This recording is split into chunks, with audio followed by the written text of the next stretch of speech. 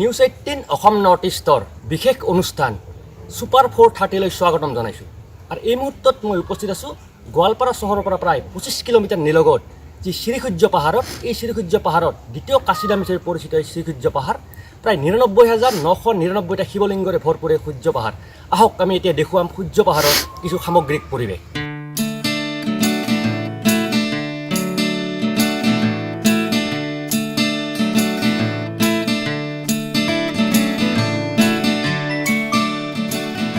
প্ৰকৃতিৰ অপৰূপ সৌন্দৰ্যৰে ভৰপূৰ গোৱালপাৰা জিলাৰ ঐতিহ্যমণ্ডিত সূৰ্য পাহাৰ মহাপীঠ স্থান নামনি অসমৰ ভিতৰতেই পৰ্যটকৰ বাবে অন্যতম আকৰ্ষণৰ কেন্দ্ৰবিন্দু হৈ পৰিছে।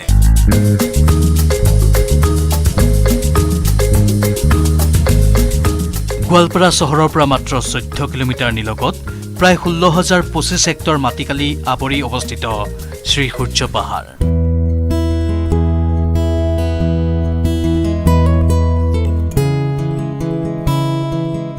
হিন্দু, বৌদ্ধ আৰু জৈন ধৰ্মৰ মিলনভূমি হিচাপে খ্যাত সূৰ্য পাহাৰ মহাপীঠ স্থানত হিন্দু ধৰ্মৰ দেৱ দেৱীৰ মূৰ্তিৰ উপৰিও বৌদ্ধ স্তূপ আৰু জৈন ধৰ্মৰ অতুলনীয় ভাস্কৰ্য শিল্পৰে পৰিপূৰ্ণ।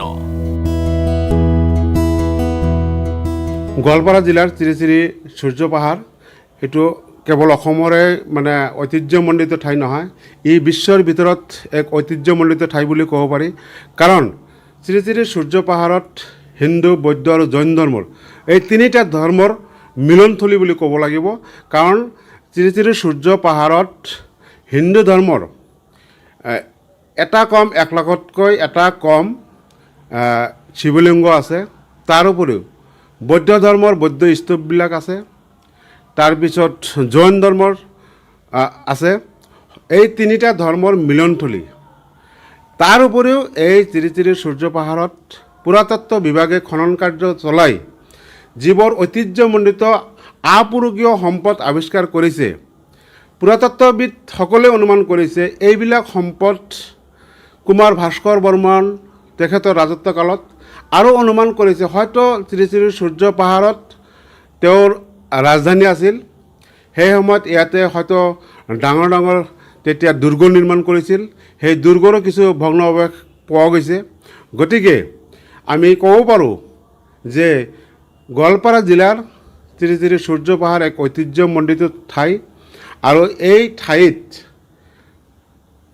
এই যিবিলাক বস্তু পুৰাতত্ত্ব বিভাগে আৱিষ্কাৰ কৰিছে, এই বস্তুবিলাক এতিয়াও মিউজিয়ামত সংৰক্ষণ কৰি থোৱা আছে। আৰু যিবিলাক ঠাইৰ পৰা পুৰণি ঐতিহ্য, পুৰণি ভাস্কৰ বৰ্মনৰ দিনৰ যিবিলাক কাৰুকাৰ্য বা যিবিলাক অট্টালিকা আছিল, সেইবিলাকৰ ভগ্নাৱশেষ পোৱা গৈছে।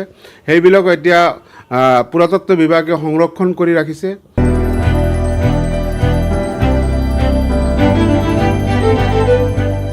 1 লাখৰ এটা কম অৰ্থাৎ 99,999টা শিৱলিংগ থকা বাবেই ইয়াক উত্তৰ পূৰ্বাঞ্চলৰ ইলোৰা তথা দ্বিতীয় কাশীধাম হিচাপে জনা যায়।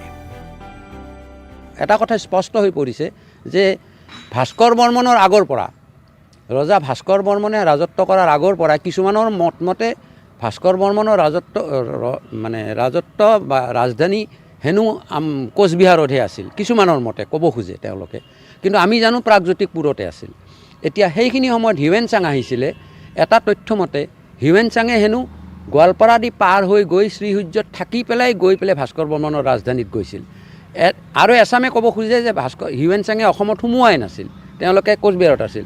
হিউৱেন চাঙে কিয় আহিছিল? প্ৰশ্নটো হ'ল সেইটো। হিউৱেন চাঙে আহিছিলে যে আমি ভবামতে বা কিছুমান তথ্য মতে শ্ৰীসূৰ্য পাহাৰখন আচলতে শ্ৰীসূৰ্য পাহাৰখন এখন বিশ্ববিদ্যালয় আছিল বুলি আমাৰ মনে ধৰে।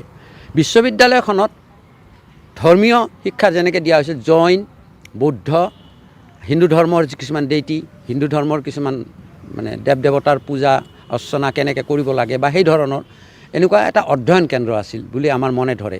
অকল শ্ৰীসূৰ্য পাহাৰ বুলি ক'লেই ভুল হ'ব। তাৰ ওচৰত দেগধোৱা যে আছে, তাতো কিছুমান খনন কাৰ্যত কিছুমান বস্তু এতিয়া বাহিৰ হৈছে। সেইবিলাক আটাইবিলাক কথাই আমাক এইটো প্ৰমাণ কৰে যে শ্ৰীসূৰ্য পাহাৰখন এটা সঁচাকৈয়ে আমাৰ গৌৰৱৰ কাৰণটো হয়েই, কিন্তু ইয়াক আৰু গভীৰভাৱে অধ্যয়ন কৰিব পৰাৰ থল আছে। আৰু এইটো ভাল ধৰণে অধ্যয়ন কৰিব লাগিব, ঐতিহাসিক দিশতো, নৃতাত্ত্বিক দিশতো, আৰু লগতে শ্ৰীসূৰ্য পাহাৰৰ সেইখিনি সময়ৰ সংস্কৃতি কি আছিল।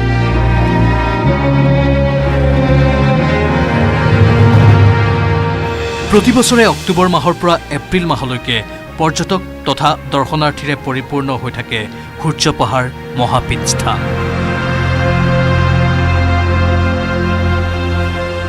এই তিৰুচিৰ সূৰ্য পাহাৰৰ এই মহাপীঠ স্থানত প্ৰতি বছৰে মেলা হয় আৰু পূজা মহাযজ্ঞ হয় আৰু এই পূজা আৰু মহাযজ্ঞ চাবলৈ ভাৰতৰ বিভিন্ন ৰাজ্যৰ পৰা ভক্ত আৰু দৰ্শনাৰ্থী আহি ইয়াত ভিৰ কৰেহি। লাখ লাখ দৰ্শনাৰ্থীয়ে ইয়াতে ভিৰ কৰেহি।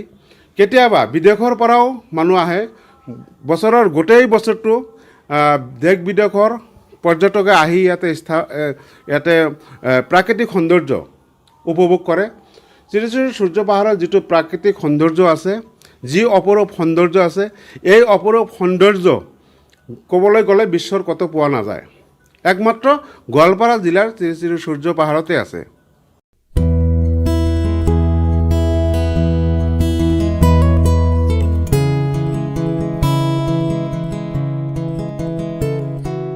ইপিনে বহু যুগ ধৰি মাঘী পূৰ্ণিমা তিথিত অনুষ্ঠিত হৈ আহিছে বিষ্ণু যজ্ঞসহ মেলা মহোৎসৱ।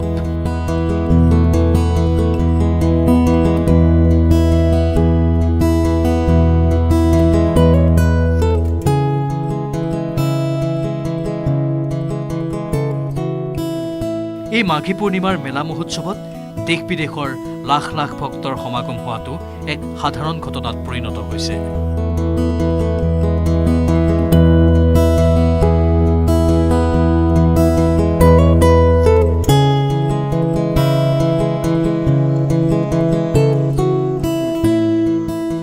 উল্লেখযোগ্য যে সূৰ্য পাহাৰত সোণালী বান্দৰকে ধৰি বিভিন্ন প্ৰজাতিৰ চৰাই চিৰিকটি আৰু সৰ্পৰ বসতিস্থল বিদ্যমান।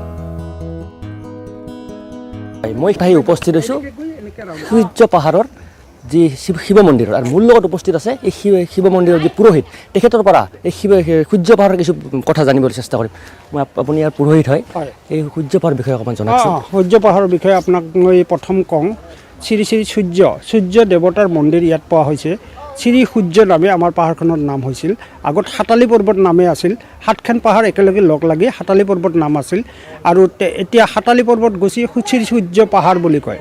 শ্ৰী সূৰ্য পাহাৰৰ অৰ্থ হ'ল কি, ইয়াত 3টা ধৰ্মই সংস্থাপন: বুদ্ধিষ্ট, জৈন, সনাতন। সনাতন হ'লে আমাৰ হিন্দুবিলাকৰ যিবিলাক, এই 3টা ধৰ্মৰ সংস্থাপনত সূৰ্য পাহাৰ অৱস্থিত।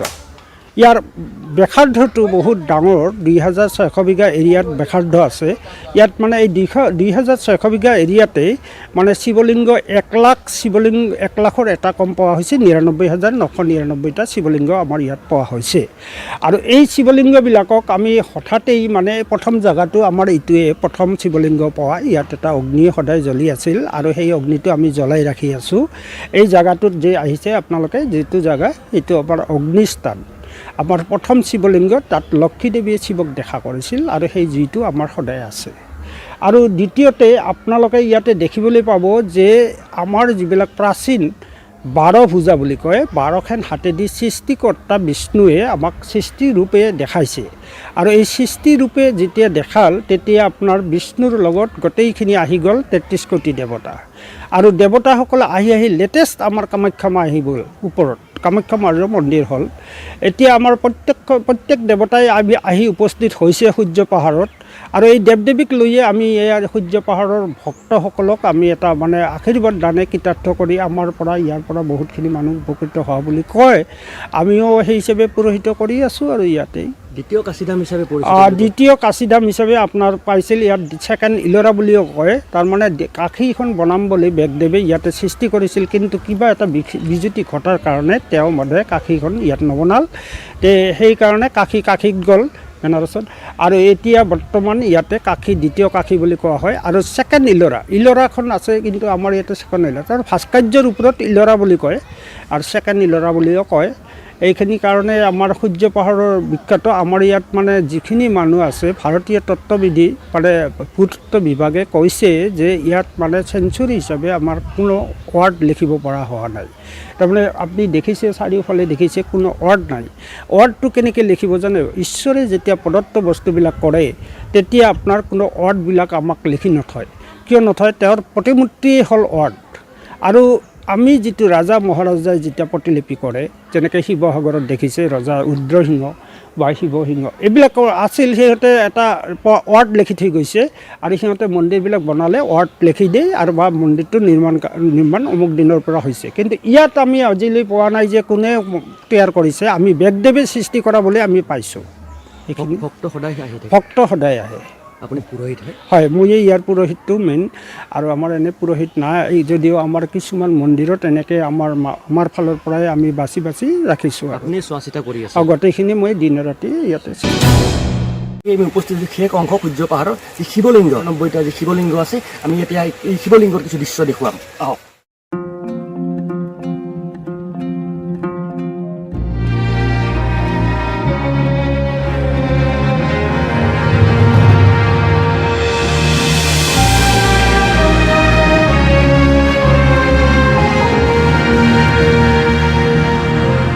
ইমান সম্ভাৱনাপূৰ্ণ স্থান হোৱা স্বত্বেও কোনো এখন চৰকাৰী সূৰ্য পাহাৰ মহাপীঠ স্থানৰ উন্নয়নৰ বাবে আশানুৰূপ পদক্ষেপ গ্ৰহণ কৰা নাই।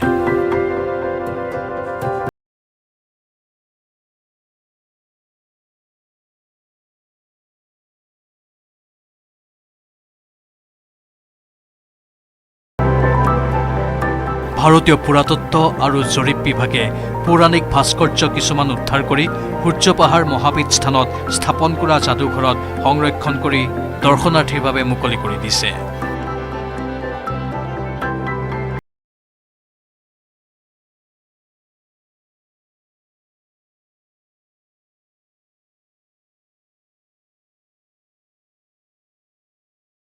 বিশ্ব দৰবাৰত চিনাকি কৰিবৰ বাবে ব্ৰেণ্ড এম্বেচাডৰৰ পিছত চৰকাৰে লাখ লাখ টকা খৰচ কৰি আহিছে। সেই সময়তে কিন্তু অসমৰ বহু পৰ্যটন কেন্দ্ৰ এতিয়াও চৰকাৰৰ হেমাহিৰ বাবে অৱহেলিত হৈ আছে। তাৰেই এক জ্বলন্ত উদাহৰণ গোৱালপাৰাৰ শ্ৰী শ্ৰী সূৰ্য পাহাৰ মহাপীঠ স্থান। ইয়াৰ যি ঐতিহ্য কঢ়িয়াই আনিছে, এই ঐতিহ্যই বিশ্বৰ ভিতৰত আচলতে পৰ্যটন ক্ষেত্ৰত এটা উচ্চ স্থান পাব লাগিছিল বা বিশ্বৰ দৰবাৰত শ্ৰী শ্ৰী সূৰ্য পাহাৰৰ স্থান পাব লাগিছিল। কিন্তু দুখৰ বিষয়, চৰকাৰে পৰ্যটন বিভাগৰ ব্ৰেণ্ড এম্বেচাডৰৰ নামত কোটি কোটি টকা খৰচ কৰিছে, অথচ এই ঐতিহ্যমণ্ডিত শ্ৰী শ্ৰী সূৰ্য পাহাৰৰ পৰ্যটনৰ কাৰণে চৰকাৰে এতিয়ালৈকে কোনো ধৰণৰ খৰচ কৰা নাই। সেইকাৰণে আমি চৰকাৰক দাবী জনাইছোঁ যাতে চৰকাৰে শ্ৰী শ্ৰী সূৰ্য পাহাৰ মহাপীঠ স্থান ইয়াতে এটা পৰ্যটন কেন্দ্ৰ গঢ়ি তোলে আৰু চৰকাৰে এই ক্ষেত্ৰত যাতে গুৰুত্ব প্ৰদান কৰে, কিয়নো উত্তৰ পূবৰ ইলোৰা বুলি কোৱা হয়, দ্বিতীয় কাশীধাম বুলি কোৱা হয় শ্ৰী শ্ৰী সূৰ্য পাহাৰ মহাপীঠ স্থান। আৰু এই মহাপীঠ স্থানত যেতিয়া মানে বছৰৰ শেষ অৱস্থা আহি যায়, তেতিয়া নতুন বছৰক আদৰিবলৈ বিভিন্ন জিলাৰ পৰা ইয়াতে বনভোজ খাবলৈ আহে, ভক্ত দৰ্শনাৰ্থী ভৰি যায়। অৱশ্য এইবাৰ ক'ভিড প্ৰট'কলৰ কাৰণে মহাপীঠ স্থান পৰিচালনা সমিতিয়ে এইবাৰ বনভোজ যিটো আহে সেইটো বাতিল কৰিছে। কিন্তু আমি আশা কৰোঁ চৰকাৰে এই ক্ষেত্ৰত গুৰুত্ব দিব, আৰু ইয়াতে গুৰুত্ব দিলে চৰকাৰে কোটি কোটি টকা ইয়াৰ পৰা ৰাজহ সংগ্ৰহ কৰিব পাৰিব। কাৰণ ইয়াতে কেৱল ভাৰতবৰ্ষতে নহয়, বিশ্বৰ বিভিন্ন দেশৰ পৰা ইয়াতে পৰ্যটক আহিব। আৰু যি প্ৰাকৃতিক সৌন্দৰ্য, এই প্ৰাকৃতিক সৌন্দৰ্য উপভোগ কৰিবলৈ বিশ্বৰ বিভিন্ন প্ৰান্তৰ পৰা লোক ইয়াতে সমবেত হ'ব। তেতিয়া চৰকাৰে ইয়াৰ পৰা লাখ লাখ কোটি কোটি টকা ইয়াতে ৰাজহ সংগ্ৰহ কৰিব পাৰিব।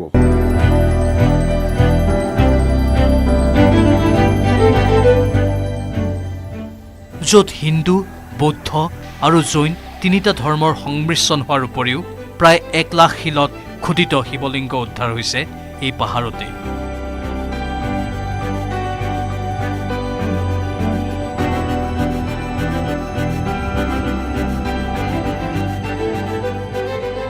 কিন্তু আজিলৈ এই ক্ষেত্ৰত গুৰুত্ব আৰোপ নকৰিলে চৰকাৰ তথা পৰ্যটন বিভাগে। নিশ্চিতভাৱে ঐতিহ্যময় স্থান আৰু ইয়াক খনন কৰিলে আৰু যে কিছুমান ওলাব, নৃতত্ব বিভাগে অকণমান অৱহেলা কৰা যেন মোৰ এটা অনুমান হৈছে, চৰকাৰেও অকণমান অৱহেলা কৰা যেন অনুমান হৈছে। কেৱল পিকনিক খোৱাৰ কাৰণেইতো শ্ৰীসূৰ্য নহয়, শ্ৰীসূৰ্যক লৈ পেলাই আমি গৱেষণাত আৰু তাত এতিয়াও এখন ইউনিভাৰ্চিটি পতাৰ থল আছে, যেনে ৱাইল্ড লাইফ ইউনিভাৰ্চিটি এখন হ'ব পাৰে। তাতে ৱাইল্ড লাইফ ইউনিভাৰ্চিটি হ'লে তাত বিভিন্ন ঠাইৰ পৰা পঢ়িবলৈ আহিব, বিভিন্ন ছাত্ৰ ছাত্ৰী আহিব, বিভিন্ন গৱেষক আহিব। তেতিয়াহ'লে আমি চাৰিওফালৰ পৰা কথাবিলাক আমি ভালকৈ গম পাম। এতিয়াও অন্তত আমাৰ হাতত সময় সময় লাগিব আমাক, আৰু সময় আছে যে আমি তাক গৱেষণা কৰিব লাগিব। আৰ্ক'লজিয়ে কিছু কাম কৰিছে, কিন্তু তেওঁলোকৰ কৰণীয় বহুত আছে। কিন্তু এটা দেখা গৈছে যে আমাৰ যে চাৰিওফালে যদি বাউণ্ডাৰী এটা দিব লাগে, যে গোটেই সূৰ্য পাহাৰত এটা বাউণ্ডাৰী দিব লাগে। কেৱল আপোনাৰ মূৰ্তিয়ে নহয়, আপুনি কেইদিনমান আগত দেখিছে এটা হৰিণ তাৰ পৰা ওলাইছিলে, ধৰিছে, অজগৰ আছে, তাৰ সোণালী বান্দৰ এটা সময়ত আছিলে। মানে কেৱল মূৰ্তিয়ে নহয়, বিভিন্ন আপোনাৰ যিবিলাক মানে জীৱ জন্তু তাত বসবাস কৰে।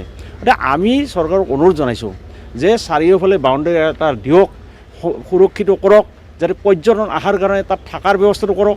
আৰু মূলতঃ এই যিটো আমাৰ গোৱালপাৰাৰ পৰা ডুবাপাৰা যিটো ৰাস্তা, এই ষ্টেট হাইৱে 46 ৰাজ্যিক ষ্টেট হাইৱে, এটা খণ্ড হৈছে দুধনৈৰ পৰা আপোনাৰ ডুবাপাৰালৈ গৈছে, বাকীখিনি হোৱা নাই। যাৰ কাৰণত কিছুমান পৰ্যটক আহিব বিচাৰিলেও আহিব নোৱাৰে। আপোনাৰ বহু ঠাইত আপুনি চাব 1 জানুৱাৰীত প্ৰায় 500-600 মানুহ তাতে পিকনিকৰ কাৰণে আহে, চাবৰ কাৰণে আহে। আৰু যদি অনাগত দিনত পৰ্যটন বিভাগে এই স্থানখিনি পৰ্যটনস্থলী হিচাপে সংৰক্ষণ অথবা ৰক্ষণাবেক্ষণৰ ব্যৱস্থা গ্ৰহণ নকৰে, তেন্তে অচিৰেই পৰ্যটনথলী হিচাপে পৰিচিত সূৰ্য পাহাৰৰ নাম হেৰাই যাব পৰ্যটনৰ তালিকাৰ পৰা।